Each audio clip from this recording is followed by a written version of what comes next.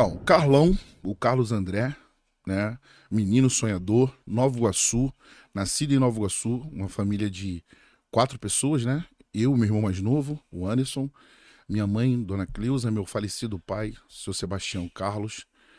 E a gente cresceu numa infância com muito carinho, muito amor, muito simples, muito sofrido e de muito aprendizado, para que a gente pudesse chegar no nível que a gente chegou hoje, de estrutura, de mentalidade.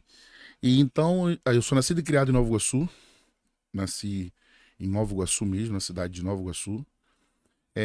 Aos 7 anos de idade, meu pai ficou desempregado e nós tivemos que nos mudar por devido a não ter mais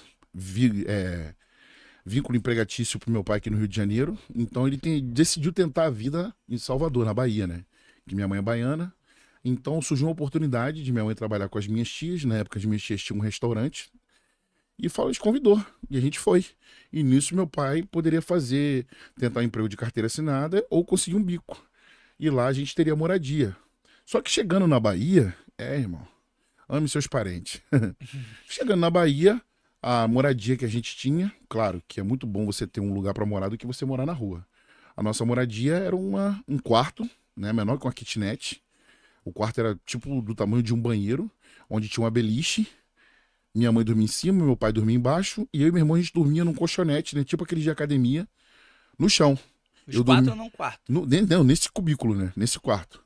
Devia ter uns 30 ou 30 não, uns 20 metros o quarto. Brincadeira da parte, mas começou ali, né? No Começou colchonete ali. da academia. Colchonete já é isso aí. Já foi já. Já idealizava alguma coisa. Já tinha uma conexão. Então meu irmão virava para um canto, eu para o outro, sem ventilador, sem nada, a gente dormia ali. A minha mãe trabalhava na cozinha com as minhas tias, né?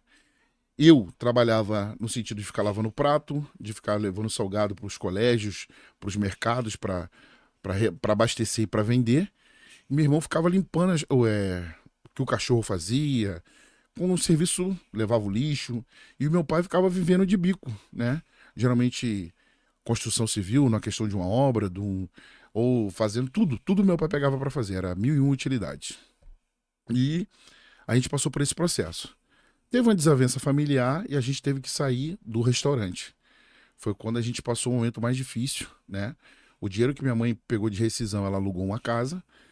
E a gente alugou uma casa bem simples, só tinha um quarto e um banheiro. Era uma sala e um banheiro, né? Onde dormia todo mundo no chão, no tapete. Não tinha televisão, não tinha nada. E foi o momento mais difícil das nossas vidas, porque a gente passou fome, né? A gente não tinha realmente o que comer. Não tinha, não tinha. Quando você fala geralmente que não tem o que comer, geralmente você não tem uma mistura. Você não tem uma carne, você não tem uma proteína, não. A gente não tinha nada, a gente não tinha proteína, não tinha carboidrato, não tinha um arroz, não tinha nada, nada, nada. Nem uma farinha. E o que tinha era o que o vizinho dava, e minha mãe fazia pra gente de manhã, que era uma farinha com açúcar, que ela dava pra gente, esperava do horário do almoço pra gente ir pro colégio. Chegar no colégio que a gente fazia a primeira refeição. Geralmente um macarrão com salsicha, um angu com carne moída. E o que tivesse, uma bolacha Maria, o que tivesse a gente comia. Era essa a nossa vida. Enquanto isso, a minha mãe cuidando de casa, que ela estava desempregada, e meu pai ia nos açougues, né? Pedindo, sabe, resto, A né? famosa carcaça. É pelanca. Não, nem era É. carcaça na época, é pelanca, né? E geralmente o cara cortava a carne e sobrava aquele toicinho. Ele levava para casa, minha mãe fritava aquilo e aquilo era uma refeição. Botava farinha e aquilo virava uma refeição pra gente. Quando a gente chegava do colégio, geralmente quando você chega do colégio tem uma alimentação, a gente não tinha. Então minha mãe dava água com açúcar pra gente e botava a gente pra dormir. De noite, assim, de madrugada, eu lembro de eu acordar chorando de fome, meu irmão também. Já lembro de eu pegar minha mãe várias vezes na cozinha, pedindo a Deus que pudesse suprir, né? Porque não tinha nada, os potes vazios, não tinha nada o que comer. E várias vezes ela chegava e falava assim: Senhor, por favor, não tenho nada aqui, mas providencie alguma coisa aqui. E várias vezes eu me deparei com isso. Minha mãe sempre foi uma mulher de joelho, e hoje eu tô aqui graças a ela. Se não fosse o joelho dela, eu não estaria aqui hoje. Não seria, nem meu irmão seria os homens que nós nos tornamos. Então, cara, isso foi dos 9 até os 11 anos de idade, dessa dificuldade, meu irmão. Vivendo de doação da igreja, ou vivendo de doação de alguém que via a situação que a gente estava, sabe? Era muito ruim. Com 12 anos de idade, a gente retornou pro Rio de Janeiro. E meu pai começou a trabalhar, mas quando foi com 15 para 16 anos que eu estava, ele ficou desempregado novamente. E eu me vi, né, com meu pai na Via Dutra, na rodovia Presidente Dutra, com um cartaz de papelão, trabalhando de chapa. Chapa, pra quem não sabe, toda vez que você passa de carro numa rodovia e você vê algum rapaz em pé, com a mochila nas costas, um cartaz, ele é um chapa. As carretas vêm nas rodovias, por exemplo, vamos citar, a carreta vem de São Paulo pro Rio carregada. Seja de arroz, feijão, macarrão, papel higiênico, seja do que for. O motorista, para não pagar um ajudante, ele paga o chapa. Na época, a gente recebia R$ 15 para ficar de 7 horas da manhã até 11, meia-noite. R$ 15 o dia, por pessoa. E minha mãe fazia um tapoé com macarrão e salsicha e dava. Uma para mim e uma pro meu pai. Eu comia metade de manhã e deixava para comer de metade à tarde, né? Para não ficar com fome. Eu comia metade de manhã, quando ia comer metade à tarde já estava estragado. Então só tinha refeição na parte da manhã. E chegava no supermercado, tinha que subir degrau de escada, botar fardo de açúcar, fardo de arroz, fardo de feijão nas costas, descarregar caminhão. E, meu irmão, era muito cansativo. Eu lembro de eu estar voltando no ônibus, morto de cansaço, em pé, no Tinguá, e meu pai cedeu o ombro assim pra me dormir, que eu tava dormindo em pé, caindo, né? E eu ficava caindo por cima dos outros, todo sujo, irmão. As unhas pretas. Geralmente a gente ia trabalhar de chinelo, aí a sujeira, né? Porque não tinha lugar pra tomar banho. Quando você saía do caminhão, você pegava o ônibus e vinha embora. O caminhoneiro deixava a gente no mercado São Sebastião, de lá a gente pegava o Tinguá e voltava. Então as pessoas até se afastavam, né, mano? Porque você tava muito sujo, parecia ter morador de rua. Então isso foi uma outra fase que foi um aprendizado de, sabe, absurdo pra mim. E hoje, a vida que eu tenho, lembrando tudo que meu pai passou, que meu pai lutou pra que a gente chegasse até aqui hoje, eu sempre falo em todo lugar que eu vou. Você que tem seu pai e a sua mãe vivos, valorize seu pai, sua mãe. Independente de a gente, como quando jovem, a gente acha que pai e mãe sempre tá errado, né? Pô, meu pai vive de implicância comigo. Olha minha mãe falando que essa menina não presta. Olha minha mãe falando, pô, mãe, pô, ninguém. Gente, mas é o certo. Lá na frente você descobre que eles sempre tiveram razão. Sabe É tudo. isso. Sim, pô, é conhecimento de vida, entendeu? Então, com 17 anos, meu pai voltou a trabalhar e eu comecei a me preparar para ir pro quartel. Foi na época que surgiu o Kleber Bambam, né? Lá naquele Big Brother 2001. Aí eu olhando assim, eu falei, caralho, mano. Naquela Cara, época grande, o Bambam era né? grandão, né? Pô. Eu Ainda nem... é, porque pra mas naquela você... época a gente só tinha referência do Arnold, né? Do Conan. É. Aí tu viu o Bambam assim, quebrando o coco, as mulheres tudo perdendo pro Abrindo Bambam. o Tu cu fala, com a mão. caralho, mano, eu queria ser esse cara, mano. Né? Dançando, Maria Eugênia. Eu falei, caralho, maluco sinistro, mano. E as mulheres tudo perdendo pra ele. Aí eu falei, mano, vou pra praça fazer barra. Aí, mano, Tinha quantos anos mais ou menos aí? 17. 17. Aí ia pra praça, fazia barra de manhã, fazia barra na hora do almoço e fazia barra à noite. Barra 3 vezes ao dia, do meu jeito. Ia lá, fazia quantas séries dava, descansava. Quantas séries dava, descansava. E ia fazendo. Aí via alguém fazendo um modo de paralela diferente, eu ia lá fazer. Aí fazia barra pela frente, pelas costas, fechado, Paralelo, paralela, robôzinho. tudo. Locomotiva. Robozinho era... Mandava botava o robozinho? cotovelo, ia lá atrás, dava, naquela época dava. Robozinho era... Tudo que nego fazia, eu assimilava e tentava fazer também. E assim eu fui levando a vida. Um dia, mano, eu passando no lixo, né? O cara tinha jogado um montão de revista fora. Tinha umas Playboy, umas Penthouse, umas Sexy. Aí eu, mano, nunca tinha visto aquelas revistas, né? Você tava acostumado com Hermes, né, compadre? Peguei aquelas revistas, aí no meio tinha Super Treino. Aí tinha uns malucos grandão, vascularizado, forte pra caralho. Eu falei, mano, caraca, mané. E lá tinha um montão de série em inglês. Aí eu ficava olhando aquilo ali, levava pra casa. Aí os malucos, caralho, mano, os malucos fortes fazendo bíceps. Aí o maluco fazendo pose, eu falei, caralho, que maneiro, mano. Porra, caralho, deve ser sinistro, né? Aí um colega meu, cara, que naquela época ali ele era playboy, né? O moleque que tinha uma Ceci, uma Poti e uma Caloi 10 era playboy. Porra. E o pai dele era policial reformado da polícia. É, policial reformado, né? Da polícia, o policial reformado. E ele falou assim, qual é, mané? Aí, vou lá na academia, chego lá, vou lá dar um treino. Eu falo, claro, vamos sim. Convidou. Pô, convidou, mas como que eu vou sem dinheiro? Meu pai ganhava R$ 400, a academia era 25. Se tirasse esses 25, irmão, já era um arroz, já era a mistura Já da era alguma semana. coisa. Sim. Eu fui. Mano, cheguei, eu tava de Havaiana, eu lembro até hoje. Tava com um short de colégio, bem simples. Uma camisa bem maltrapilho mesmo, né? Fui na academia, andando. A academia dava uns 2 quilômetros da minha casa. Aí na frente da academia tinha um bicicletário. Aí todo mundo botava as bicicletas ali, o pessoal todo de Mizuno, treinando e tal. Aí eu vim andando assim, e a academia tinha um vitral, que de frente dava pra você ver a rua, né? É tipo um vidrão assim, que ia cercando a academia de fora a fora. Quando eu fui passando, todo mundo foi olhando, mano. Porque o pessoal achou que eu era um trombadinho, que de repente eu fosse roubar ali Fazer uma alguma bicicleta, fosse fazer alguma coisa, né? Aí todo mundo cochichando, falaram com a dona, o pessoal tudo olhando pelo vidro. Aí eu fiquei meio sem jeito, eu cheguei na porta da academia, na recepção, falei, boa noite. Ela, boa noite, tudo bem? Ela me olhando assim, que- do jeito que Não eu tava, ela conhece? sabia, não, mas do jeito que eu tava, ela sabia que não era mensalidade, sabia que de repente eu fosse pedir alguma coisa. Uhum. Aí eu perguntei pra ela, a senhora tá aceitando pessoas pra trabalhar? Ela, não, mas o que seria? Falei, não, eu limpo a academia pra senhora, eu limpo o peso, eu guardo peso, eu fico por aí, limpo o banheiro e a senhora me deixa treinar. Pode ser? Ela falou, tá bom, vem amanhã.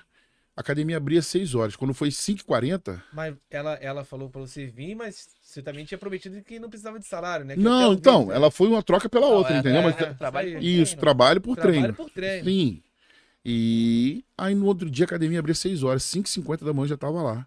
Ela olhou assim, nossa, você veio mesmo? Eu falei, vim.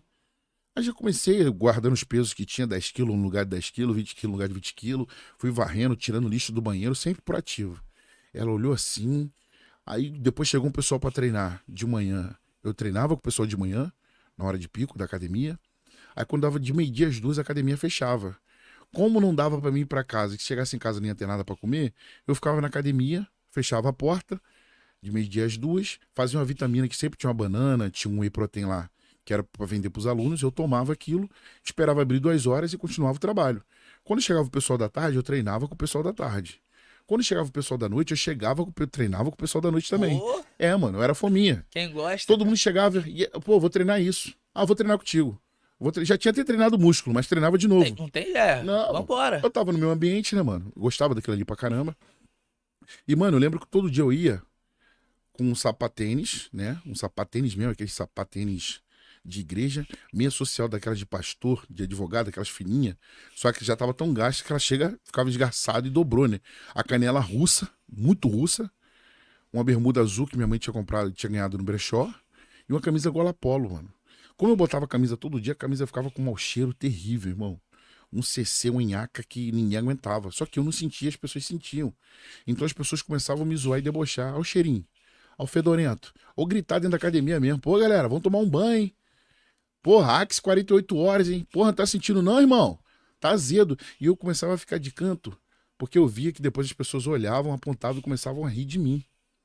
Mano, isso me deixava muito mal, porque as pessoas, em vez de chegar e dar uma ideia, não, ficavam debochando, zoando mesmo da sua situação. Ou senão zoavam da minha meia, né? Caralho, aí, essa meia da Nike? Como se, tipo, você É, tivesse mano. o que você Essa quer, aí, não. e esse tênis aí, esse Mizuno aí, meu parceiro? E esse Nike aí? A Nike 90, o Total 90, o Total 90 dele. Assim, mano, debochando desse jeito que eu tô sei falando pra como é, você. pô. Sei como Mano, é. isso me deixava muito triste, porque hoje em dia eu não aceito esse tipo de coisa de ver uma pessoa fazer isso com outra. Porque você desmereceu o outro pela questão social, irmão. Seja a questão que for, mas eu acho que ninguém merece ser depreciado dessa maneira. E eu passei muito por isso. E novo, 17 anos, E mais uma traumatiza, humilhação na pô, minha vida. adolescente. Fora que eu já tinha passado de fome. Mano, tem uma história. Eu com 11 anos de idade. Na época dava Cavaleiro do Zodíaco, 6 horas da tarde na Manchete. Na minha casa não tinha televisão. Eu só fui ter televisão. Assim, eu tinha televisão com 7 anos, depois a gente foi morar na Bahia, não tinha televisão, só fui ter televisão de novo com 13 anos de idade. Eu lembro de eu pegar meu irmão, eu tinha um colega de colégio, né, o Júnior, e ele falou assim, pô, vai lá em casa às 6 horas que dá pra ver Cavaleiro do Zodíaco. Eu falei, beleza. Aí todo dia a gente ia pra lá, Passava na rede, tem na Rede Manchete. A casa dele tinha uma escada, aí aqui tinha a sala, a janela, e a televisão ficava no rack de frente.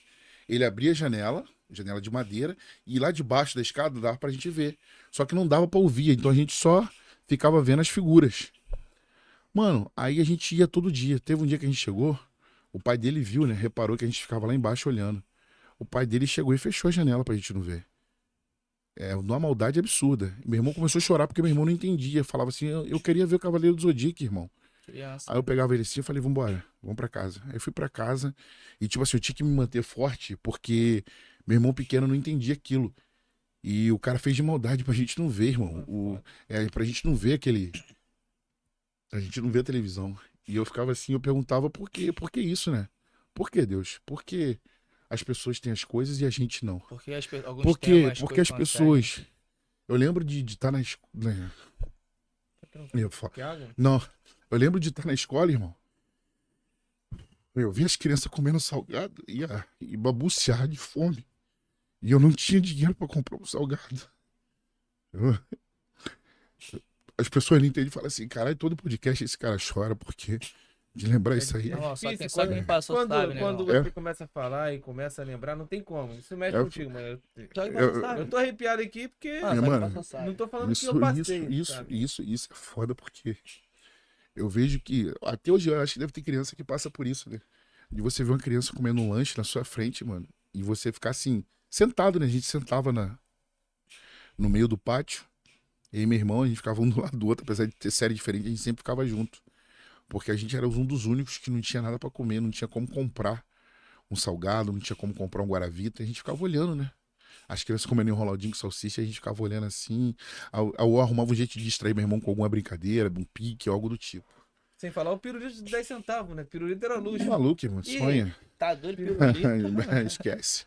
Aí, irmão, isso foi uma fase que a gente passou e essa fase da academia. Aí um colega da academia, voltando ao assunto da academia, ele viu essa situação, ele me chamou, aí um dia determinado dia ele chegou, aí trouxe pra você, mano.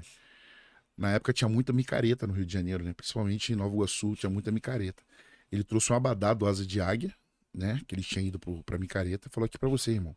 Uma camiseta e me deu. Então essa camiseta eu usava todo dia, que dava pra você lavar e no outro dia ficava Tava seca. Então isso aí eu levei durante um ano. No ano seguinte eu fui pro quartel. No ano seguinte eu fui pro quartel, me alistei, servi durante 7 anos. Foi aí que eu comecei a ter condição, né? De pagar minha academia.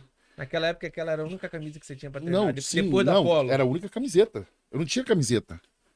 Não tinha camiseta assim de treino, com essas camisetas regata. O que tinha era doação. Não, a maioria das não vezes. o que tinha era blusa normal. Ou era uma blusa de propaganda política, de deputado, vereador, ou era uma blusa de igreja, mas... Naquela época era muito difícil ter roupa. Não, né? não Ter tinha camisa. as roupas que tem hoje, os modelos. Não tinha leg, não tinha nada disso. O pessoal usava muito Mizuno, usava bermuda Tactel. O pessoal usava muita camiseta Afterlife, as marcas que tinham na época. Então, eu no quartel, aí a coisa mudou, porque o quartel tinha academia e eu era laranjeira, né? Laranjeira, pra quem não sabe... Opa, chegou aqui o nosso... O cara que Sim, ó. dorme no Maluco, quartel. irmão. Aí, Aqui, ó. Aí, pô, tá louco, pô, no esquece. corre aí com o Carlão. Aí, Tivemos que esquece. improvisar aí pro cara poder moleque, abastecer. Isso aqui é aula. A hora que você quiser Coca dar zero, pai, dar um aqui? time, quiser dar um time, Vamos lá. tá, manda bala. Isso aí, patrocínio, obrigado. Pô, Jesus. aqui é pra suplemento. A você galera tá ver. acostumada. Pode comer aqui Pra e quem falar. já passou é fome um dia, o que chega aqui, ó. Coisa linda. Aí eu vou falar pra você, então, a gente no quartel era laranjeira. A laranjeira é o cara que fica a semana toda dormindo no quartel. Porque eu juntava dinheiro durante a semana pra mandar pra minha mãe. Então, se eu saísse de Deodoro pra Nova Iguaçu, eu gastava 2 conduções. Isso gastava muito dinheiro e ia quase meu salário todo. Então, eu dormia no quartel, tirava serviço dos outros. Às vezes eu comprava, os caras me davam o dinheiro pra me tirar serviço pra eles. Então, já que eu tava lá, ficava direto lá. Só ia pra casa final do mês. E tinha o rancho de oficiais, né? E sargento e oficiais, que é onde os sargentos oficiais comiam. Então, toda noite, os sargentos oficiais comiam. E quando sobrava os peitos de frango, arroz, doce de leite, meu irmão, eu ia pra cozinha e me matava de comer, irmão. Eu já ficava na escada do lado da cozinha. E os moleques, soldado antigo que trabalhava lá, já sabia que eu dormia lá no quartel, né? A gente trocava ideia sobre treino. Ia lá, ficava comendo, pronto, no dia seguinte estava bonzinho, entendeu? Então isso eu levei durante 7 anos. Saí do quartel. Quartel a gente sabe que o mundo vira, né? Quartel é dark web. É. No quartel sua cabeça vira, você conhece meninas, você conhece lugares, você conhece balada e por aí vai. Mesmo no quartel, eu continuei treinando dentro do quartel, né? Foi aí que eu conheci minha primeira deca, minha primeira dura. Foi aí que minha vida no Regogênico começou. E saindo do quartel, Isso por volta de uns 19, mais ou menos. o quê? Quartel? É. Dos assim, 18 até os 25, 26, 7 anos. E saindo do quartel, eu fiquei naquela vida de vagabundo, né? Enquanto meu irmão estudava para concurso público, eu era o oba-oba, sem trabalhar. O dinheiro que eu tinha, tipo assim, pegava 10 reais e ia para o Rio Sampa. E shapeado. Não, shapeado nada. Vagabundo, não. Mais ou menos, né? Ia para Rio Sampa, voltava, cachaceiro, bebendo, amizade. E às vezes eu chegava às 5 horas da manhã e meu pai indo trabalhar. Eu encontrava com meu pai balançava a cabeça assim, e eu nem dava ideia, ia pra casa. No outro dia acordava 2 horas da tarde, sabe? E comia as coisas que tinha dentro de casa. Meu irmão trabalhando e eu não. Meu irmão virava pra mim, pô, cara, até quando você vai ficar nessa vida, cara? Meu irmão estudando, trabalhava à noite com instalação de ônibus. Aí, resumindo, Então você com 26 anos, você nem imaginava em ser atleta. não, nem Nem sonhava, sonhava. nem sonhava, tá maluco. A vida era aquela vida. É, vida de balada, oba-oba, de cachaça. beber, de sair com os amigos, curtição. E meu irmão estudando. Meu irmão passou no concurso da PM, passou no concurso da guarda e passou no concurso do bombeiro, estudando em casa. Aí meu pai, tá vendo? Seu irmão passou em 3 concursos estudando em casa e você é vagabundão. Aí eu comecei a treinar numa academia, o cara chegou pra mim e perguntou, irmão, você é segurança? Eu falei, não. Você trabalha com o quê? Eu falei, trabalho com nada, tô desempregado. Pô, leva um currículo teu lá na loja. Aí foi onde eu levei um currículo na TIDES. Levei currículo, no outro dia eu comecei a trabalhar. Comecei a trabalhar na TIDES como fiscal de loja, fui para supervisor, depois fui para encarregado, fui para estoque, encarregado de estoque, virei trainee para gerente. TIDES, pra quem não conhece, é loja de TIDES departamento. papelaria, isso. Virei trainee para gerente. E ali, tudo ali na TIDES, em prazo de 4, 5 anos, né?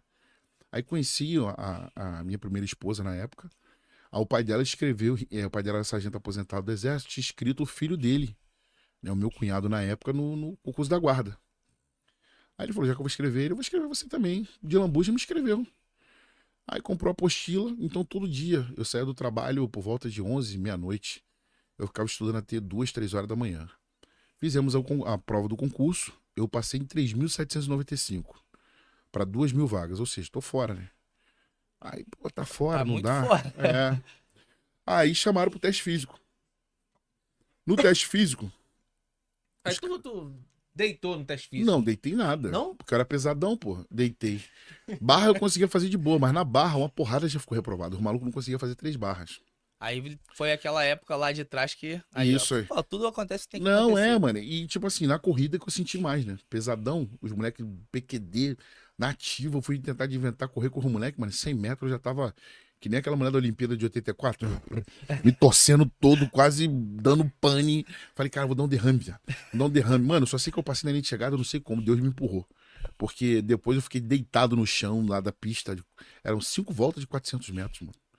Na primeira 100 metros eu já tava morto, mano. Falei, da onde que eu vou correr os outros? Mas enfim, passei, já fui pro número 700, né? Entrei nos 2.000. Entrei pra guarda, fiquei na guarda municipal daqui do Rio de Janeiro, né? Concursado, durante 11 anos. E foi um aprendizado muito grande pra minha guarda. Na guarda, aí que minha vida ficou desregrada. Que na guarda eu só sabia pegar dinheiro na rua, né? Pegar dinheiro na rua. A guarda eu trabalhava, mas, meu irmão, era quentinha todo dia. Era pizza. Era churrasco, cerveja. Tipo, que eu me tornei meio que um alcoólatra, que eu bebia todo dia. Jogo do Flamengo eu vou beber. Vou pra praia eu vou beber. Tô de serviço eu vou beber. Tinha Tô- desculpa, tô não, cansado, vou não beber tinha pra desculpa. descansar. Não, vou beber. Então você treinava e não vivia a vida de atleta. Em nenhum momento. Não, Isso ali mano. por volta já de 30, 32 anos. Por volta de 30 anos de idade já. Não, nem 30 sonhava em vida de atleta. Fala Falei pra que galera aí quantos anos você tem, eu Carlão. tô com 37. Porque eu falava que sonhava que vida de atleta o quê, irmão? Quero é beber, irmão. E bebia. Irmão, e eu vou te falar, uma vida totalmente desregrada, irmão. Totalmente desregrada. Foi quando eu conheci a Juliana, esposa, né? Que ali foi que a vida deu uma guinada, que a vida mudou. Mano, eu tinha uma Unozinha. E essa Unozinha, caralho, a Unozinha 94, irmão. E a Unozinha tinha o carburador furado, eu chegava com a Unozinha peidando. Pá, pá, pá. Aonde eu chegava, eu sabia que eu tava chegando por causa da Unozinha, irmão. Quando eu saía do carro, irmão, grandão saindo da Unozinha, pequenininha, prata. Mano, caraca, não tinha vergonha. E mesmo assim eu continuava com essa vida de treinar, beber, totalmente desregrado. Aí foi que as coisas aconteceram. Eu tive a notícia que minha mãe tava passando mal. E fui pra Nova Iguaçu pra socorrer minha mãe, que meu irmão tava de serviço. Levamos minha mãe pro hospital, ela foi medicada. Foi que a gente tomou conhecimento que meu pai fazia uma semana que ele não levantava da cama. Eu cheguei na casa da minha mãe, meu pai tomando vitamina, deitado na cama, né? Não conseguia nem levantar a cabeça. E meu pai é um cara criado na roça, que tudo ele se automedicava, né? Ele tava com a dor na barriga. Ele ia pro pé de boldo e ficava mastigando boldo que nem cavalo. Ele tava com um problema de dor de cabeça. Ele tomava chá de erva cedreira, capim-limão. Tudo era mato pra ele. Noz moscada, né? Nunca Minha vi mãe isso na minha também é vida. assim. Botava café, botava Coca-Cola no café pra ficar acordado, louco. O sábado e domingo dele era torresmo, era barrigada de porco, era só comida saudável, pra não dizer o contrário. Enfim, pegamos o meu pai e levamos pro Souza Aguiar. Chegou no Souza Aguiar, o médico olhou pro meu pai assim, né? Tivemos que botar ele numa cadeira de roda, porque não conseguia. Isso foi mais ou menos em que ano? Isso foi no final de 2001. Novembro de 2001. 2021, não? 2021. Novembro de 2021. 2021. Levou meu pai para o hospital, o médico fez uma ressonância e constatou que ele tinha metástase óssea. Eu nunca tinha ouvido falar em metástase, por isso que é bom, gente. Você sempre tá interagindo, você sempre tá se inteirando Se informou. das coisas que acontecem a respeito de doenças, assim. Claro que você não vai estar chamando isso para você, mas é bom você ter conhecimento. Por exemplo, eu, daquela idade, nunca tinha ouvido falar nisso. Eu perguntei ao médico o que era, o médico falou, quando o câncer, ele já tomou determinada região, e o seu pai já tomou o corpo dele todo. Aí mostrou as manchas, porque pelo raio-x você vê as manchas, né? E eu vi onde. E meu pai estava tomado.